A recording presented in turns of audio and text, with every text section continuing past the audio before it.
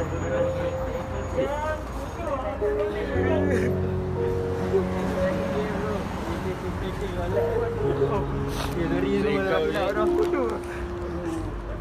bro, tak indah sial. Bro. Tak orang mah. Jaga diri kau elok bro, belajar penting banget. Main bola pun jaya tu. Beri bro, dah hilap bro. Oh, jaga family kau, mak ayah kau. Oh. Kejap.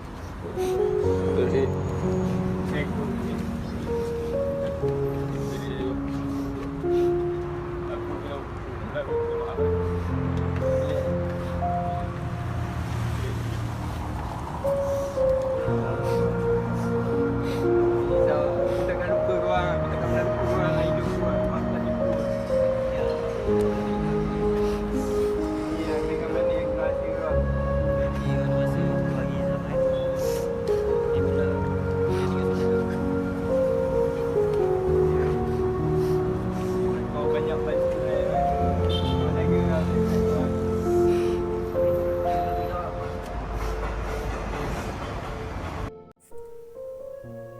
Bismillahirrahmanirrahim. Assalamualaikum warahmatullahi wabarakatuh. Hari ini saya akan kongsikan satu topik mengenai perpisahan. Seperti mana saya ada kongsikan satu video mengenai gambaran seorang sahabat hendak meninggalkan sahabat-sahabat yang lain. Malah mereka, sahabat-sahabat yang lain, memberikan kata-kata semangat kepada sahabat yang hendak meninggalkan mereka. Mereka berkata, jangan lupa untuk solat, jangan tinggal solat. Seorang pemain bola pun boleh berjaya. Di saat akhir, mereka masih memberikan kata-kata semangat supaya rakan mereka terus berjaya di sana. Inilah sebuah persahabatan yang baik, sebuah persahabatan yang sangat bernilai. Namun, seandainya persahabatan ini didasari dengan hubungan kerana Allah, maka ia lebih bernilai dan bermakna. Seperti mana di dalam hadis Nabi Muhammad SAW yang bermaksud, terdapat 7 golongan yang mendapat naungan daripada Allah Subhanahu Wa Taala, dan salah satu di antaranya adalah 2 sahabat yang berkasih sayang kerana Allah. Masya Allah, seandainya hubungan persahabatan kita didasari kerana Allah, nescaya kita akan mendapat naungan daripada Allah. Namun, sekiranya sebelum ini kita memikirkan, menginginkan manfaat daripada sahabat, hanya memilih sahabat yang kaya, pandai, cerdik dan sebagainya, maka kita ubahlah perspektif kita kepada hubungan persahabatan kerana Allah. Persoalannya, kenapa setiap pertemuan pasti ada perpisahan, dan kenapa setiap perpisahan itu memberikan kesedihan? Sememangnya benar kita akan merasa sedih untuk meninggalkan sahabat kita. Kita akan merasa sedih untuk meninggalkan rakan kita, kerana mereka lah insan yang sentiasa menyokong kita dan membantu kita di saat kita memerlukan pertolongan. Ketika ibu ayah kita tiada bersama kita, mereka lah insan yang banyak mengorbankan waktu mereka memberikan nasihat kepada kita. Untung seandainya kita mempunyai sahabat sebegini. Justru kesedihan yang Allah berikan kepada kita ini adalah untuk memberikan satu pengajaran supaya kita reda dan tawakal di dalam kehidupan kita. Kerana setiap yang hidup pasti akan mati.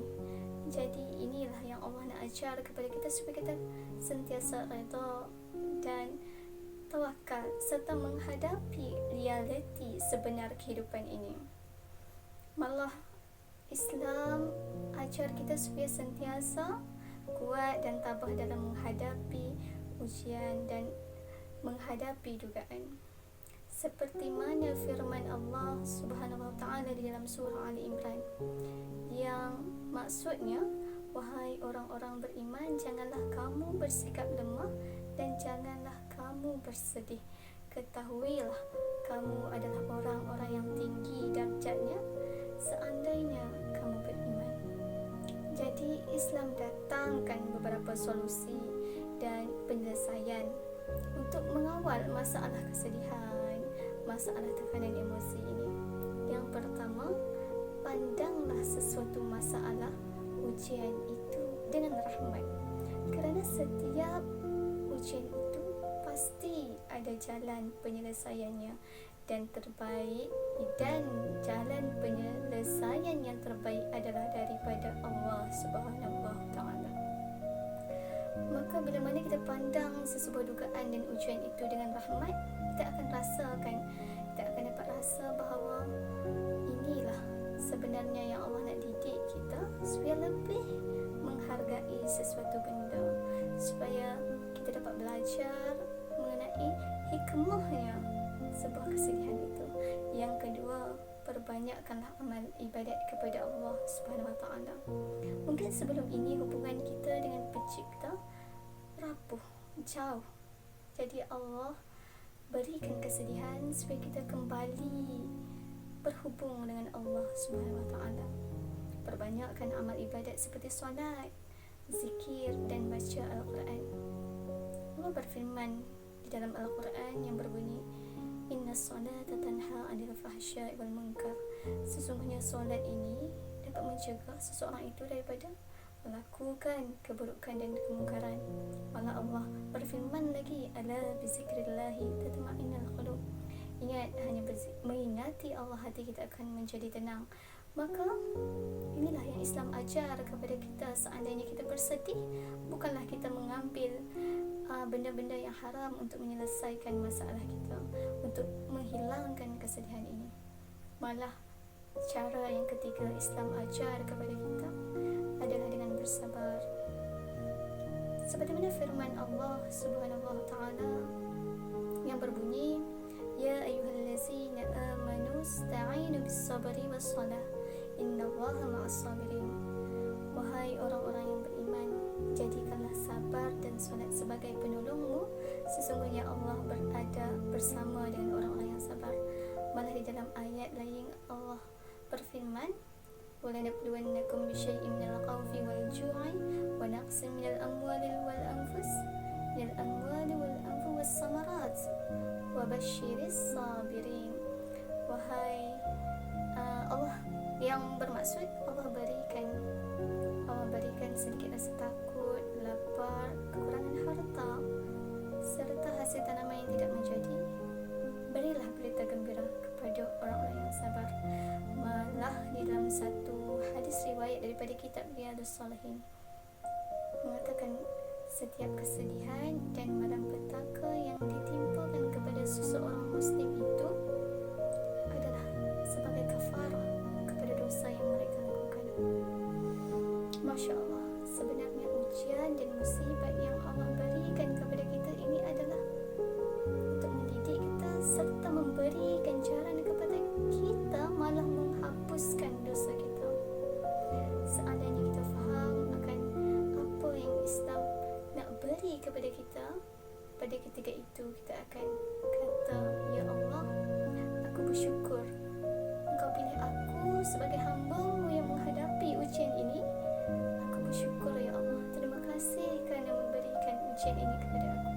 Sampai satu tahap jika kita faham, maka kita akan mensyukuri setiap ujian dan dugaan yang diberikan oleh Allah. Malah pastikan setiap perpisahan yang berlaku itu bukanlah untuk ditangisi. Segala kenangan itu malah kenangan-kenangan yang kita bina bersama sahabat-sahabat kita, jadikanlah ia sebagai memori yang terpahat di hati, bukanlah sebagai kesedihan yang dibawa kepada mati.